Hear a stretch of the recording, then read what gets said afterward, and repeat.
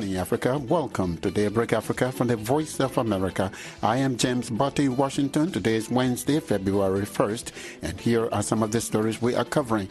Pope Francis begins the second day of his visit to DRC today, Wednesday. On Tuesday evening, thousands of people are expected to gather at Ndolo Airport for a prayer vigil before Mass on Wednesday morning.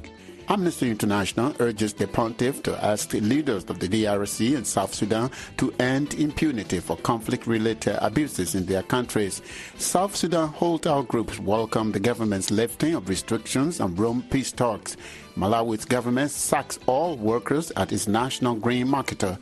SADC calls for dialogue between the Eswatini authorities and pro-democracy groups. For us, we have been always asking for the dialogue because we believe that that's where we're going to iron out our differences with government. And Namibian authorities express concern about the increase in rhino poaching. Those stories and more are coming up on Daybreak Africa.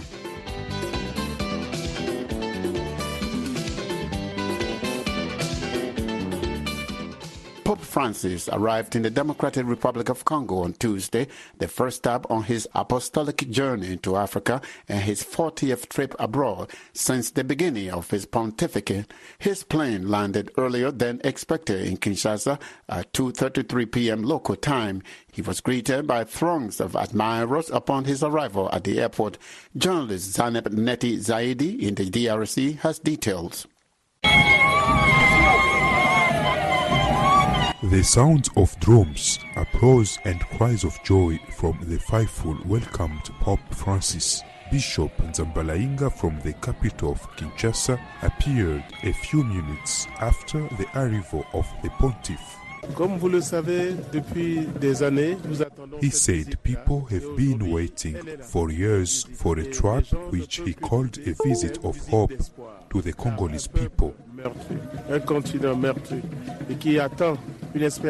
Expectations are high in the DRC, where more than 40% of the population is Catholic. This priest, Obemosenga, says he hopes that the Pope's visit will help the victims of atrocities, especially in the east of the country. There are scores of militias in the region, including the Tutsi-led M23 rebels, which have taken over swath of land. Over 4 million people have been displaced, while nearly 6 million people in DRC lack adequate access to food. Personnellement, j'attends du pape qu'il soit notre porte-parole, qu'il soit notre... He says he expects the Pope to be a spokesman for the decision makers, as the death toll in the east of the country has been in the thousands. He thinks that his visit should send a message to those who are suffering in Congo. This Catholic faithful, including Jean Zanzu, who came to welcome the Pope, also thinks that a solution can be found after his visit. He says that since the country is at war for years and it has been a long time since a Pope has come to Congo, it is the right time for him to arrive. He thinks that his coming will bring an end to the fighting. In his first speech in Kinshasa, Pope Francis strongly denounced the economic colonialism that he says is still present in Africa. On Tuesday evening, thousands of people are expected to gather at Ndolo Airport for a prayer vigil before Mass on Wednesday morning. 1 million faithful are expected to attend. Zanem Netizaidi for VOA Africa. As Pope Francis began a 6-day visit to the Democratic Republic of Congo and South Sudan on Tuesday, Amnesty International is urging the head of the Roman Catholic Church to publicly call on the two countries' leaders to end impunity for crimes under international law and take steps to achieve justice and accountability for conflict-related abuses. Jean Maubert Senga is an Amnesty International researcher based in Nairobi, Kenya. He tells viewers Nabil Biagio that the Pope is in a unique position to use his moral authority to urge Congolese and South Sudanese leaders to address rights abuses in their respective countries. We are calling on Pope Francis to use his power and influence to call on directly President Tshisekedi and President Kiir of Sudan to end impunity for serious crimes which have been committed for decades in the DRC and for several years now in South Sudan, as accountability and justice are essential to ending the cycles of conflict. Your statement points out that both the DRC and South Sudan are struggling with transitional justice and impunity for war crimes and rights abuses. What do you hope the Pope can achieve if he delivers this message? Well, there is clearly a lack of political will in both countries. In the DRC, President Tshisekedi has several times indicated that he wants to address impunity, but in fact, he has done little in terms of implementing justice and accountability for the serious crimes. And, the effort that has been made so far are too slow and insufficient, considering the scale and the urgency of the situation. As we speak, there is an ongoing conflict in Eastern DRC and even in the West, and impunity is a major driver of those conflicts. In South Sudan, since 2018, there has been an agreement to establish a hybrid court with support by the African Union. But due to lack of political will, once again, the establishment of this court for South Sudan has been delayed, and victims are still waiting for justice, which is overdue.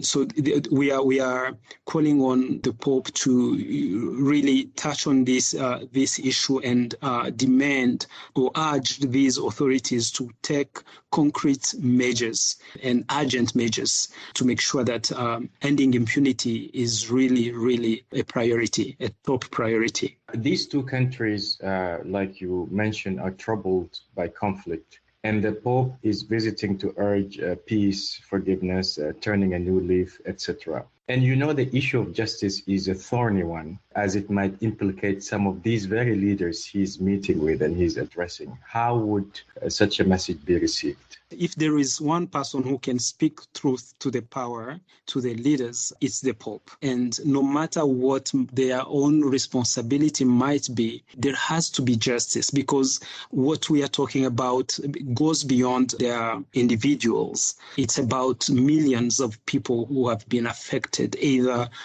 killed or forcibly displaced, or as we speak, dying of hunger and diseases because of conflict. That was Amnesty International researcher Jean Mobed Senga speaking with my colleague Nabil Biagio from the Kenyan capital, Nairobi. South Sudan holdout groups are welcoming the government's decision to lift restrictions on the Rome peace talks ahead of Pope Francis' visit to Juba this week. South Sudan's Presidential Affairs Minister announced last weekend the resumption of political dialogue with opposition groups. A National Salvation Front spokesperson says the government should show its commitment to resolve root causes of the conflict at an upcoming roundtable conference. Deng Gai Deng has this report for VOA from Boa. Pagana Mom, leader of the holdout opposition group, the Real SPLM, who is a spokesperson of an alliance of 5 opposition groups called the non-signatory South Sudanese opposition group, says the decision to return to the Rome talks is a good step, but he is skeptical about the government's motivation. I would like to say that this statement lifting their suspension of the Rome peace talks is showing that President Kiir and his government are not serious nor committed to peace in South Sudan. Because today, the only reason they are giving to lift the restrictions is the visit of His Holiness the Pope to South Sudan next February. Amom says holdout groups hope that the Kiir administration is serious this time around and does not change its mind and leave the Rome peace process again after the Pope's visit ends. We are ready to discuss a way forward for South Sudan. It is clear that all the peace agreements have not been implemented. It is clear that all the transitional government have failed to bring peace and democracy to South Sudan. It is clear that all the transitional periods have ended up either in return to war or to a situation where the state is threatened with collapse and the country is threatened with disintegration. Suba Samuel, spokesperson of the National Salvation Front, or NAST, holdout group, says the government has on several occasions suspended the participation in the Rome Peace Initiative, but he welcomes the decision to once again participate in the talks. I remember last time they went to Juba to consult with them, and I think before they could provide their answer, they immediately went and suspended the Rome Peace Initiative. For that, they have accepted to come back. I think it is good for them now to accept us to begin discussing, to let them come to Rome and hear what is the gist behind the roundtable conference. So for us, if they think they wanted to resume peace talks, they want to dialogue, their hearts have changed because of the visit of the Pope, and Jesus Christ has touched their hearts, then let them agree and accept and throw their weight for the round table conference to be conducted in a neutral place, such that we'll agree on the modalities of how we can pacify the country. Twice before, the unity government suspended its participation in peace talks. It first halted the talks in 2021, accusing the NAS of attacking and killing 4 people, including 2 Catholic nuns, along the Juba-Nimli highway. The opposition group denied the accusation. The second boycott was last November. Presidential Affairs Minister Barnaba Marial Benjamin alleged the South Sudan opposition groups was buying time to prepare for war.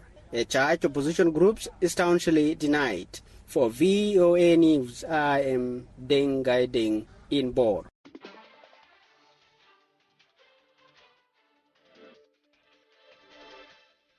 You are listening to Daybreak Africa on the Voice of America. I'm James Barty in Washington. Today is Wednesday, the first day of February.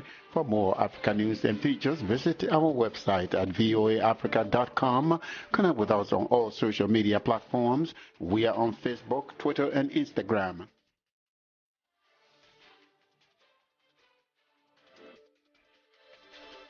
Malawi has sacked all 4,063 workers of the country's state-funded National Grain Marketer, the Agriculture Development and Marketing Corporation, or ADMARC. The government says the move aims to reform the organization, which is marred with corruption, theft, and poor administration. However, labor activists are not satisfied. Lamek Masina reports from Blantyre.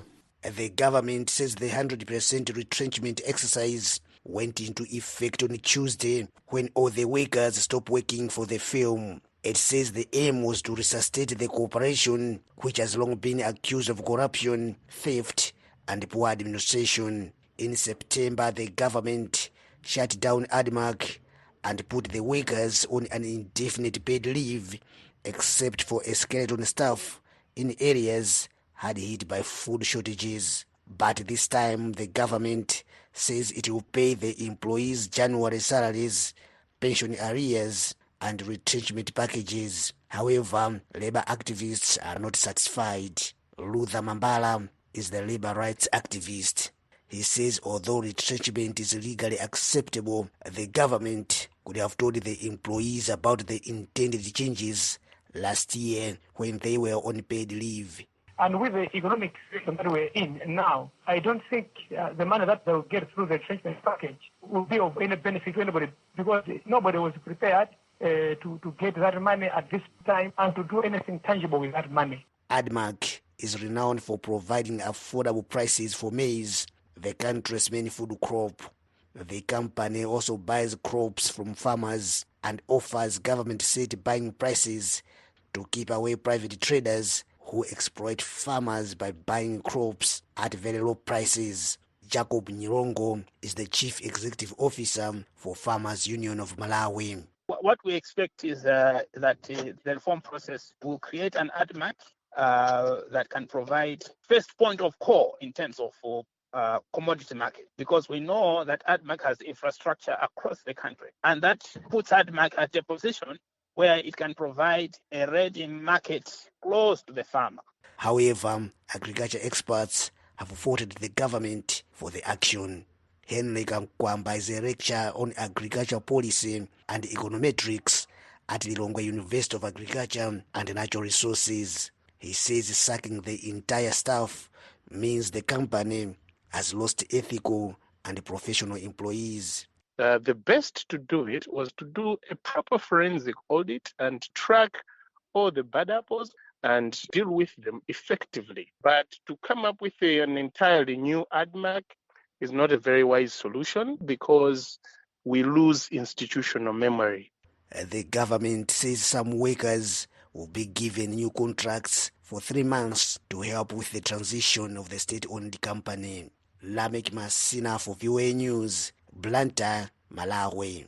Leaders of the Southern African Development Community SADC Troika organ have called on the Eswatini government to urgently initiate a process of national dialogue with pro-democracy groups in the country.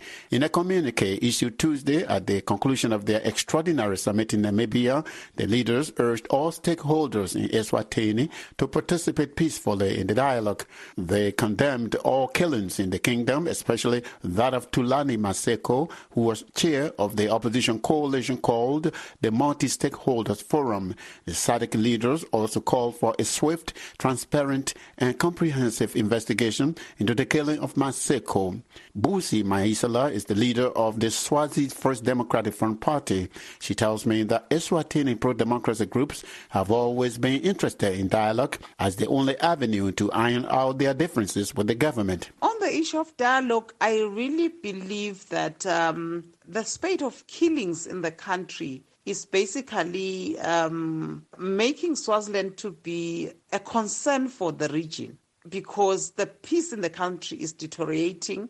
I think now SADC will be forced to do something or to force the government to have the dialogue with the pro-democracy organizations. Yes, it has been an ongoing thing, but this time I think the terrain has changed. And even government as well is basically aware that if they fail to have the dialogue, this will end up turning into war. And I don't think anyone of both parties wish for a war. Swaziland is a small country, is already suffering.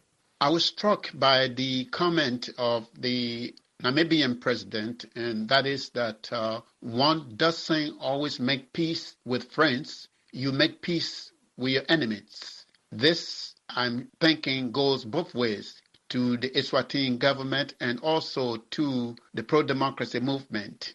You are willing to make peace and engage in dialogue. For us, we have been always asking for the dialogue because we believe that's where everything will start. We believe that that's where we are going to iron out our differences with government. That's where we are going to demand and negotiate the settlement in the issue of having our elected MPs, our elected government. But without the dialogue, we know that that is not possible. So that's the first step in the right direction, and we are really hoping government is going to consider this one. Busi, the SADC communique asked the Eswatini government to conduct a swift, transparent, and comprehensive investigation into the killing of Thulani Maseko. How confident are you that this will take place? I'm not confident that the Swaziland government is capable of investigating itself because we really believe they have a hand in the death of Thulani Maseko. So having them do the investigation, we think it's going to be compromised. So we are hoping that SADC or an international body is going to help get an independent investigator on the issue. Otherwise, we're not confident that we are going to get a fair investigation on this one if it's done by government. That was Busi Maisala, founder and president of the Swazi's First Democratic Front, Eswatini's first female-led political party. She was speaking with me from the Namibian capital, Windhoek. Namibian authorities say poachers killed 87 rhinos last year, almost double the number killed in 2021. Namibia is home to the world's largest free-roaming black rhino population. Conservationists say poachers seeking rhino horns for Asian markets are targeting Namibia's commercial farms, as Vita Angula reports from Windhoek.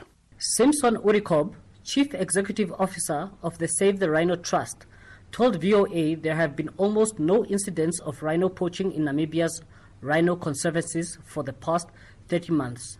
He said, however, that poaching is a major concern in the more than 2 million hectare Etosha National Park and on commercial farms where rhinos serve as tourist attractions. To be honest, poaching on communal land in the conservancies, the last poaching we had was, I think, during the lockdown, which was in 2020.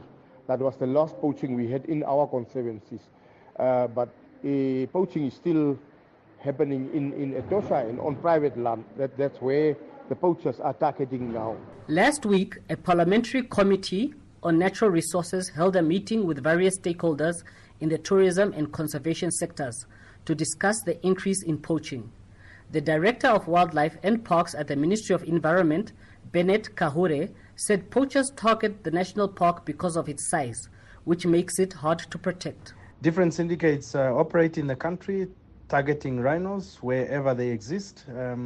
Given a small chance, they will strike, and they will strike again. Ministry of Environment spokesman Romeo Muyunda said although incidents of elephant poaching have drastically declined over the years, poaching of rhinos remains a major concern. The ministry has expressed its concern, considering the fact that we have recorded 87 rhinos poached in 2022. This is obviously one of the highest numbers, but not the highest number of poaching that we have recorded. We have had 43 rhinos recorded in 2020, as well as 45 rhinos in 2021 and 84 rhinos in 2018, and so far this year only one rhino has been poached. Poaching has reduced rhino numbers throughout Africa in recent decades, and the animal is now considered a critically endangered species. Namibia has an estimated 800 white rhinos and 1,800 black rhinos. Muyunda said the country has implemented measures in the national park to combat poachers, but declined to give further details so as not to undermine the additional security. Vitalio Angula for VOA News, Windhoek, Namibia. Ghanaian photographer and filmmaker Paul Nisan has opened Africa's largest photography library in Ghana's capital, Accra. The hub, called the Decan Center, houses more than 30,000 photography books and collections on African photography pioneers, diaspora, and creatives. Eneka Chile reports from Accra. Africa's largest photo library is the vision of Ghanaian photographer and filmmaker Paul Nisan, who studied at the International Center of Photography in New York. Me, as an advocate of education, I wanted to be able to give fellow Ghanaians and Africans opportunity in a space and a place to be able to learn and share our core value and share experience and build a community as well. The library, which opened in December, has more than 30,000 books from Nisan's personal collection and donations from New York's private galleries, museums, and bookshops. His goal is to expand the frontiers of African photography, which inspired the name Dinkan, an Asante word meaning take the lead. It was the idea of accessibility, right? How do these materials become accessible to people? It's easy, right, to archive. It's easy to collect. But the most important thing is how do these collections become to make impact in people's life and society? Most of West Africa's historical moments were documented by Westerners and archived in libraries of former colonial powers. For Ghana's photographers, the Dinkan Center's library is a milestone. Francis Kokoroko is a documentary photographer. A photo library like this kind of exposes the continent to possibility, and for us, it makes us take inventory of what is actually being produced from the continent. And Neka Chile for VOA News, Accra, Ghana. And that's it for this Wednesday, February 1st edition of Daybreak Africa. We thank you for coming aboard with us this morning. For more